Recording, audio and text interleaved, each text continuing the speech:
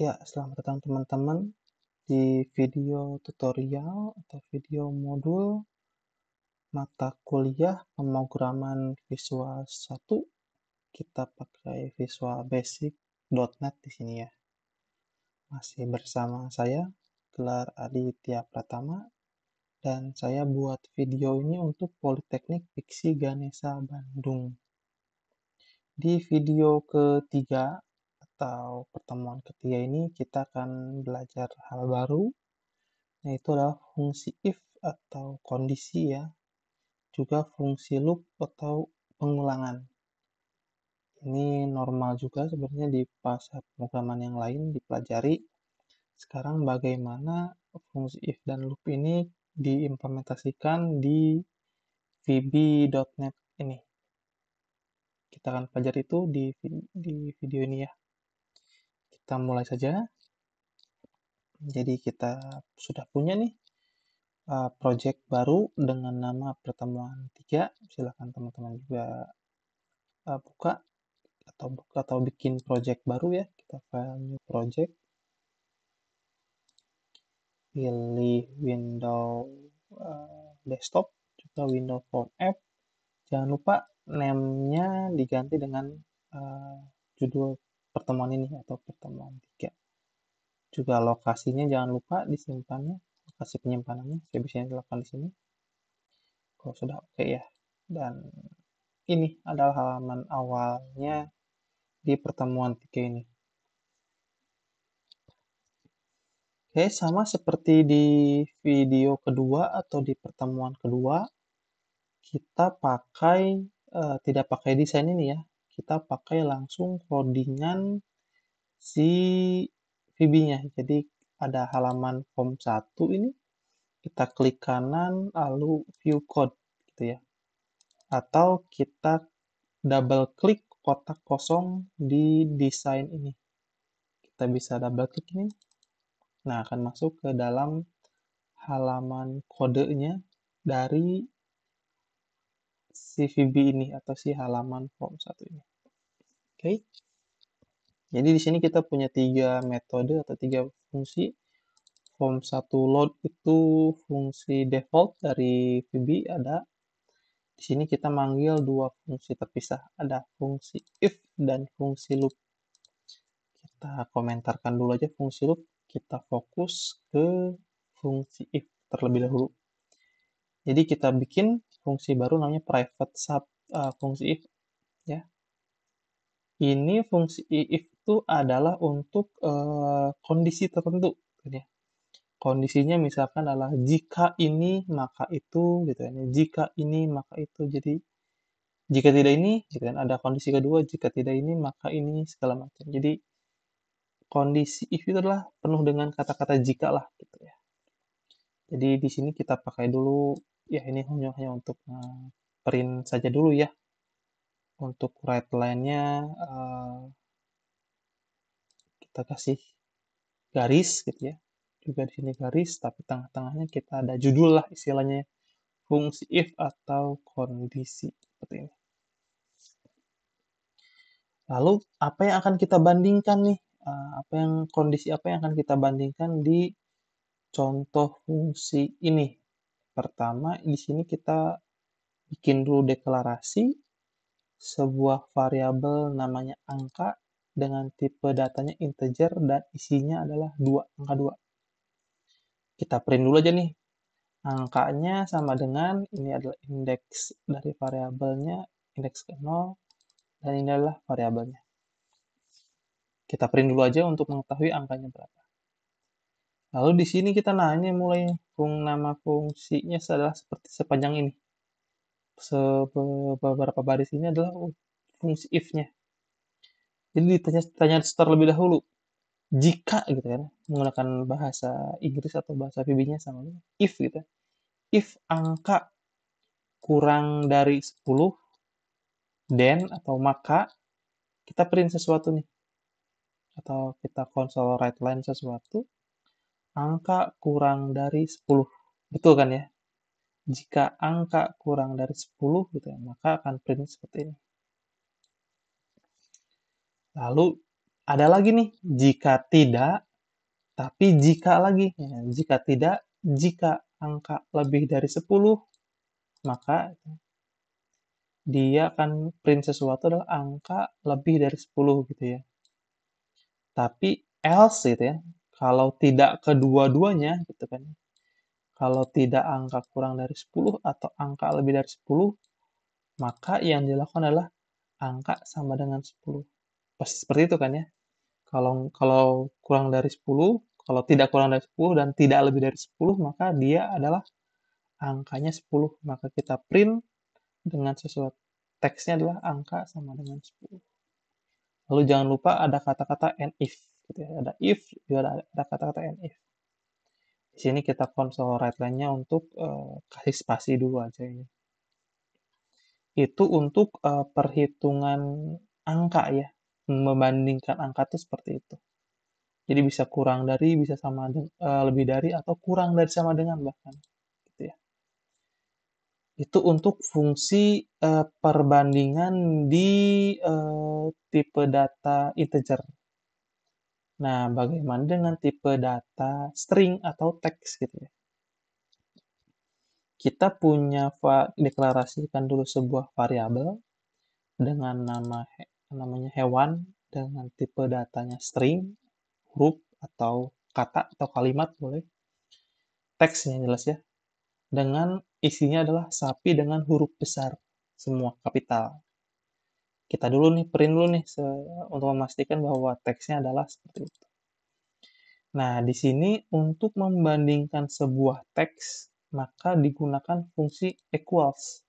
Jadi adalah jika variabel hewan equals dengan sapi tapi teksnya kecil ya, atau lowercase ya, bukan kapital, maka teksnya ini tidak sama dengan sapi, harusnya tidak sama dengan sapi. Oh, sama dengan sapi, sapinya sapi kecil gitu. Sama dengan sapi kecil. Tapi jika tidak, maka teksnya bukan sapi kecil. Nah, seperti ini. Jadi untuk string, untuk katanya adalah, jadi dalam komputer huruf kecil dan huruf besar itu dianggap berbeda. Makanya di sini teksnya sama dengan sapi kecil, teksnya bukan sapi kecil. Jadi ada perbedaan seperti itu. Fungsi loop nanti dulu kita dicoba jalankan dulu saja fungsi if-nya seperti apa. Di sini seperti biasa ya, ini ada segitiga dengan icon biru ini, icon hijau ini. Ada kata-kata startnya, kita pencet aja. Jadi di aplikasinya sih kosong ya ini. Ini kosong, tapi di bawahnya seperti ini. Ini judul yang kita bikin.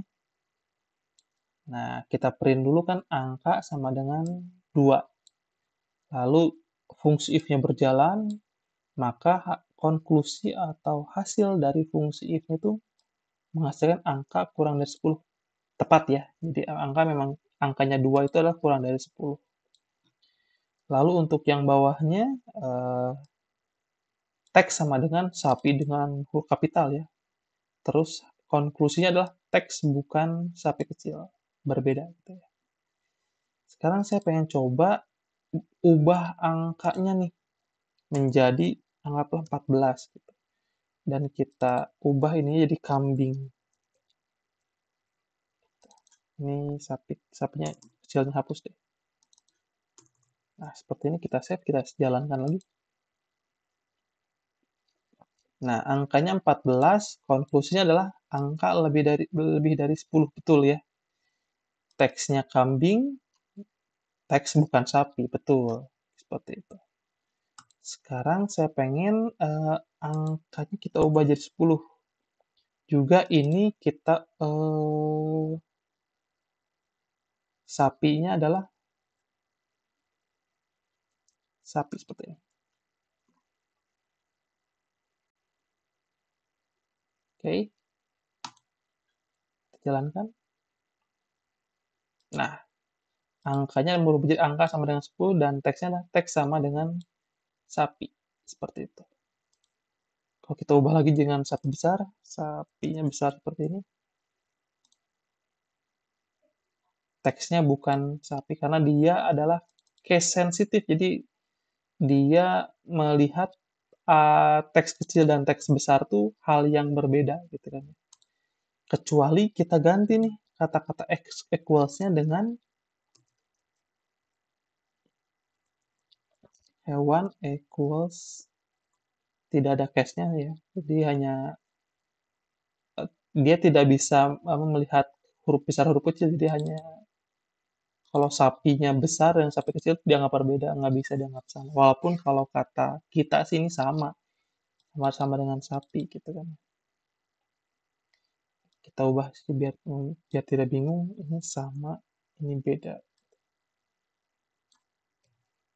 Seperti ini. Ini beda kan ya. Hurufnya besar beda, sedangkan kalau kita ubah jadi kecil, ini jadi sama. Itulah perbedaannya. Kalau kita jelas-jelas ngubah jadi kambing sih pasti jadinya beda ya. Beda sih. Gitu. Jadi itulah kalau di dalam pemrograman seperti itu. Juga jangan lupa kalau kita juga bisa bikin dim kondisi ya. As boolean sama dengan misalkan false dulu. Jadi kita harus console.write line gitu ya. Isinya adalah kondisi sama dengan itu kita kasih dengan kondisi. Kita pakai fungsi if ya. If kondisi sama dengan true gitu ya. Then satu atau tiga ya. Ini kata and if dulu, and if gitu ya. Ini seperti ini. Satu. Nah, maka kita konsolnya kondisi true. Else-nya konsol lagi kondisi false. Nah, seperti ini. Maka harusnya kalau dalam keadaan seperti ini yang terprint adalah false ini ya. Jadi kita cek if kondisi sama dengan true. Jika kondisinya true, maka print true. Kalau tidak, ya pasti else gitu kan. Kita coba saja. Kondisinya ya false. Tidak masuk ke dalam sini. Kecuali kita ubah kondisi yang atas ini jadi true. Seperti ini. Maka yang dimunculkan adalah kondisinya true. Gitu. Jadi ini tiga fungsi if angka, fungsi if string, dan fungsi if boolean. Sekarang kita menuju fungsi loop. Oke, fungsi loop itu adalah, kita jalankan dulu ya komentarnya. Fungsi loop itu adalah pengulangan. Jadi, misal kita ingin menuliskan angka nih, dari 1 sampai 9. Cara mudahnya adalah kita menggunakan console write ini 9 kali. Tapi kan kalau 9 sih mungkin masih gampang, tapi kalau kita punya 1000, ingin menuliskan angka dari 1 sampai 1000, maka kita harus menggunakan console write kan sampai 1000 kali, kan nggak bagus. Maka ada fungsi yang dinamakan looping di pemrograman tuh. Dan di VB.NET ini begini caranya. Ini sih judul aja ya, seperti biasa ya. Ada namanya fungsi loop atau pengulangan. Cara menggunakan fungsi loop atau pengulangannya itu adalah begini. Pertama, kita deklarasikan dulu variabel dengan nama i. Biasanya adalah pengulangan itu di inisialisasi dengan nama i. IJK seperti itulah. Lalu kita pakai namanya fungsi adalah for untuk pengulangan itu ya. For i sama dengan 1 to 9. Jadi dimulai dari 1 sampai 9, apa yang dilakukan adalah console write line. Kita print sesuatu yaitu pengulangan ke I. Nanti adalah si I-nya berubah tuh. Kalau dari I-nya 1 menuju 9 ditambahin satu-satu. Stepnya 1, 2, 3, jadi dari 1, 2, 3 sampai 9 hingga dia berhenti. Gitu kan. Lalu kita akan print selanjutnya adalah print kosong. Bagaimana kalau pengennya adalah naiknya nggak satu, tapi 2 gitu ya. Kita cukup tambah stepnya di sini 2 seperti ini.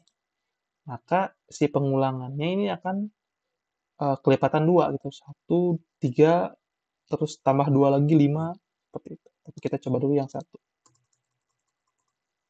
Sedangkan untuk looping yang kedua kita ingin sebaliknya nih.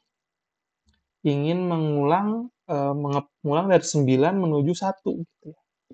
Jadi kita deklarasikan dulu J-nya sama dengan 9, to-nya menuju 1, tapi step-nya adalah min 1, artinya dia dikurangin.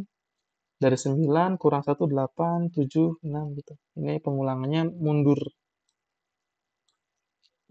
Gitu. Sedangkan yang ini perhitungan aritmatika. Nanti kita coba deh. Kita coba dulu yang ini ya, yang pengulangan standar dulu. Kita jalankan. Nah, ini nih. Jadi ini fungsi loop-nya ya.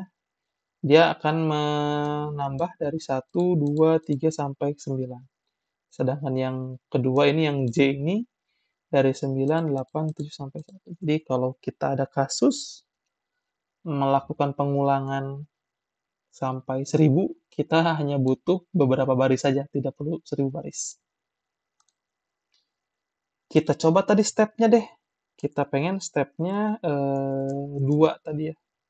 Kita coba dan ini coba minus 2 juga. Kita coba start. Nah ini nih. Ya. Itu kan 1, 3, 5, tambah 2 lagi 7, 9. Ini 9, 7. Seperti itu. Jadi stepnya kita bisa ubah kenaikannya berapa. Apakah plus atau minus. Itu untuk pengulangan sederhana. Sekarang saya pengen pengulangannya adalah berupa perhitungan matematika yang untuk mengukur atau menghitung pangkat. Misalnya adalah 2 pangkat 3 gitu. Artinya adalah 2 kali 2 kali 2. Dia diulangi sebanyak 3 kali kan ya. Oleh karena itulah kita bikin nih di sini nama variabelnya adalah angka. Ini angka yang akan kita pangkatkan. Saya isi dengan angka 2. Lalu pangkatnya itu berapa atau pengulangannya itu berapa kali. Saya pengen pangkat 3. Hasil kita deklarasikan dulu dengan isian 1 dulu. Lalu K ini adalah untuk pengulangannya nanti berapa kali. Lalu kita ini nih script menuju script ke pengulangannya. Misalkan adalah K sama dengan 1 dulu dari mulai 1 menuju ke pangkat. Berapa kali perangkatnya? Ini pangkat 3 nih, berarti pengulangan perkaliannya 3 kali. Di sini kita lihat adalah hasil sama dengan hasil dikali angka. Angka itu adalah yang ininya. Jadi kalau kita pengen 2 pangkat 3 berarti 2 dikalinya bersampai 3 kali, di looping sampai 3 kali. Kurang lebih seperti itu. Maka hasilnya nanti nih, hasil dari indeks ke 0, pangkat indeks ke 1 sama dengan indeks kedua, angka pangkat hasil. Kita coba jalankan aja. Hasil 2 pangkat 3 sama dengan 8. Betul kan ya? 2 kali 2, 4. 4 kali 2, 8.